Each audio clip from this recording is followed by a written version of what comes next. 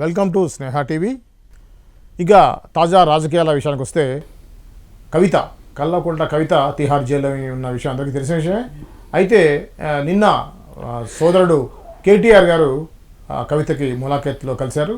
So ఆ విషయాలు ఏంటి ఏముంటున్నాయి అనే విషయాన్ని, అలానే కేసీఆర్ మీద కూడా ఈడీ కేసు నమోదు కాబోతుంది. ఈ క్రమంలో జరిగేటువంటి రాజకీయ పరిణామాలు ఏంటి అనే విషయాన్ని దాసరి విజ్ఞాన్ గారితో మాట్లాడి తెలుసుకుందాం. నమస్తే అండి. నమస్తే.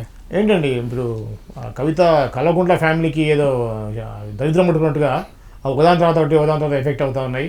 ఇప్పుడు ఏం జరగబోతుంది అసలు? తెలంగాణకు పట్టిన దరిద్రం కల్వకుంట్ల ఫ్యామిలీ. నేను ఎప్పుడు జాగా చెప్తున్నా, మళ్ళీ అదే చెప్తాను. మెల్లిమెల్లిగా వదిలబోతుంది, సంతోషించండి. వాళ్ళ దరిద్రం ఎలా ఉందో మనకు అనవసరం, కానీ ఇది సంగతి. అసలు విషయానికి వెళ్తే ఎప్పటి నుంచో పాపం జైల్లో ఉంది. ఇప్పటికే 100 రోజులు పూర్తి చేసుకున్నట్లుగా ఉంది. కలవడానికి వెళ్ళాడు పాపం అన్నయ్య. ఈ ముందు నుంచి ఈయన వెళ్తున్నాడు ములాఖతులు అవి వేయడానికి. పిల్లలు ఎలా ఉన్నారు, ఏంటి, నీకు ఆరోగ్యం ఎలా ఉంది, అంత బాగానే ఉందా, టైంకి అవి ఇవి ఇస్తున్నారా, ఇంతే, నువ్వు అడిగినవన్నీ చేస్తున్నారా, ఏమైనా పుస్తకాలు కావాలా, ఏమైనా రాస్తావా, ఇలాంటివన్నీ మాట్లాడుకుంటూ వెళ్తున్నారు జస్ట్ బయట వార్తలన్నీ మోయడానికి. అండ్ సరే, ఎంత ఆమె నేరస్తురాలైనా, ఎంత దుర్మార్గురాలైనా, ఇతనెంత దుర్మార్గుడైనా అన్నా చెల్లెలు కలిసి అంటే కొంచెం ఎమోషన్ ఉంటుంది కదా. ఆ ఎమోషన్ పాపం, ఒక ఏడుపు, పెడబొబ్బ, ఇవన్నీ కామనే. ఆ తర్వాత ఈయన కొంచెం ములాఖతుకి వెళ్ళిన ఒక పండ్లో, పూలో, ఆకులో, అలమలో పంపిస్తాడు లోపలికి. ఆవిడ కూడా అవి తింటూ 4 రోజులు కుటుంబాన్ని తలుచుకుంటూ ఆనందపడుతూ అలా జైలు జీవితం గడిపేస్తూ ఉంటుంది. కాకపోతే ఆవిడకున్న వెలితి ఏంటంటే నాన్న రావట్లేదు. ఇప్పుడు 21కి ఉంది రిమాండ్ ఇప్పటివరకు. ఇప్పుడు మొన్న పొడిగింపు 21 వరకు ఉంది. 21 రోజు బెయిల్ పిటిషన్ కొంచెం స్ట్రాంగ్గా వేద్దామని చెప్పేసి ఈసారి వెళ్ళాడు ఆమెకు ధైర్యం చెప్పడానికి. ఎంత స్ట్రాంగ్ వేసినా రాఖీ పౌర్ణమి వరకు అయితే నీ చెల్లి బయటికి రాదనే విషయం నీకు తెలియదు. ఖచ్చితంగా రాదు.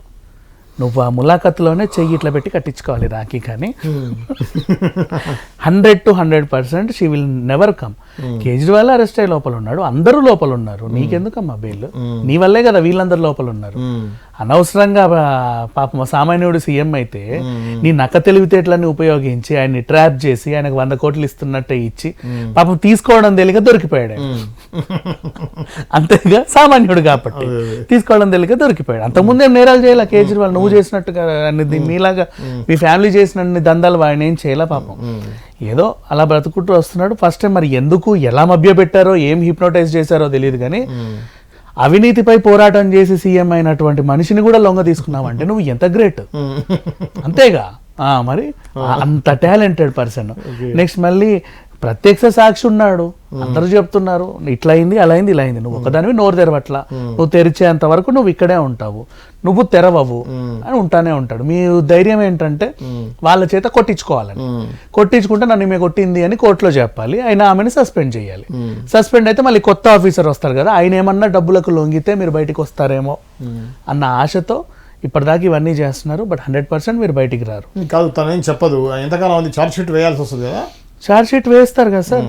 ఛార్జ్ షీట్ ఎన్ని పేజీలు, వేల పేజీలు వేస్తుంటే కూడా ఈమె నోరు తెరవట్లేదే. ఇది మళ్ళీ బీజేపీ కస్టడీ, వాళ్ళు అడిగేదే, వీళ్ళు అడిగేదే. నువ్వు చెప్పమ్మా తల్లి సమాధానం, నువ్వు చెప్పకపోతే ఎట్లా? నువ్వేమో చెప్పనంటావు, వాళ్ళేమో ప్రత్యక్ష సాక్షి కూడా చెప్తున్నాడు బీఆర్ఎస్ కార్యాలయం నుంచి అంత జరిగిందండి. కేసీఆర్ కూడా ఇన్వాల్వ్ అయ్యాడు దీంట్లో. తెలియట్లా ఇప్పుడు ఆయన కూడా రావట్లా ములాఖత్కి. ఎందుకు, ఎక్కడ అరెస్ట్ చేస్తారేమో అని. కానీ ఇప్పుడు ఏమైంది, గొర్రెల పంపిణీ కేసు ఒకటి పడిందిగా నెత్తి మీద. ఆల్రెడీ ఫోన్ ట్యాపింగ్ కేసులో నువ్వు అరెస్ట్ అవ్వాలి, ఇక్కడ వేయాలి నిన్ను. పవర్ పర్చేజ్ కూడా నెక్స్ట్ ఆ పవర్ పర్చేజ్ దాని మీద కూడా కొంచెం గట్టి పవర్ది. అది ఎక్కడ వేస్తారు సార్, సెంట్రల్లో ఇక్కడే, అది కూడా ఇక్కడే వేస్తారు అరెస్ట్ అయితే. ఇక ఈడీ ఎంటర్ అయిందంటే నువ్వు ఖచ్చితంగా మీ కూతురు దగ్గరికి వెళ్తావు. కాకపోతే పక్క సెల్ కలవనివ్వరు. లోపల మీ ఇంటర్నల్ ములాఖతులు ఏమైనా ఉంటే వేసుకోండి, మీ ప్లాన్లు ఏమైనా ఉంటే వేసుకోవచ్చు. కానీ మా అయితే నేను తీసుకెళ్ళి కేజ్రీవాల్ పక్కన వేస్తారేమో, అంతకుమించి ఇంకేం చేస్తారు. లేదా సేమ్ ఆయన కూడా అక్కడే కదా, ఆ ఉగ్రవాదులు తీవ్రవాదులు ఉండే సెల్లో వేశారు, ఈయనను కూడా అక్కడే వేస్తారు. ఈడీ కేసు అయినా ఢిల్లీలో, లిక్కర్ కేసు అయినా ఢిల్లీ కాబట్టి ఆ ఢిల్లీలో చేశారు.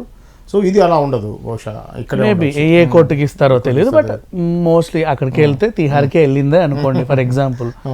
సరదా కలిసి ఉంటారు అందరు కలిసి. కేజ్రీవాల్ నెత్తి మీద కుదిపండి, అమ్మ మళ్ళీ వీడు వచ్చాడేంటి అనుకుంటాడు. ఇప్పటికే చేస్తుంటే మళ్ళీ ఈయన వచ్చాడేంటి, ఎందుకు కొంపదీసి ఈయన ఏమైనా ఒప్పుకున్నాడా నా లిక్కర్ కేసు గురించి అని చెప్పేసి ఆయన టెన్షన్ పడతాడు మళ్ళీ లోపల. ఈయన ఎందుకు అరెస్ట్ అయ్యాడు ఆయనకు తెలియదు కదా, ఈయనకు కూడా తెలుసు అని ఆయనకు తెలుసు కేజ్రీవాల్కి. కొంపేసి ఆ తండ్రి కూతురు కలిసి నిజం ఒప్పేసుకున్నారేమో, బాబోయ్ నాకేమైద్దో అని మళ్ళీ టెన్షన్ పడుతున్న మోహన్ చూస్తే. ఓకే, ఇది ఓవరాల్గా జరిగేది. బట్ ఆయన రాడు. అండ్ గొర్రెల పంపిణీ కేసు మరి ఇంత దిగజారుతారండి. గొర్రెల మీద కూడా ఈకలు పీక్కొని బతకడం ఏంటి, చండాలం కాకపోతే, దరిద్రం కాకపోతే. బక్రీద్ టైంలో సరే ఎంఐఎం వాళ్ళు కూడా అట్లాంటి పనులు చేయరు. వాళ్ళకి బక్రీద్ అంటారు పండగ. పవిత్రమైన పండుగ. వాళ్ళు అట్లా బ్లాక్లో మేకలు నమ్ముకోరు. వీలైనంత వరకు మటన్ పంచాలని చూస్తారు వాళ్ళు. వీళ్ళే అమ్ముకునేది. వాళ్ళు వీలైనంత మటన్ పంచాలి, ఒకరికొకరు పంచుకుంటారు, ఫ్రీగానే పంచుకుంటారు. వాళ్ళకి అదే కదా పండుగ. కానీ గొర్రెల దాన్ని కూడా వచ్చే ఆదాయాన్ని వదలలేదు అంటే ఎంత నీచమైన స్కాములు చేశారో వీళ్ళు ఊహించుకోండి.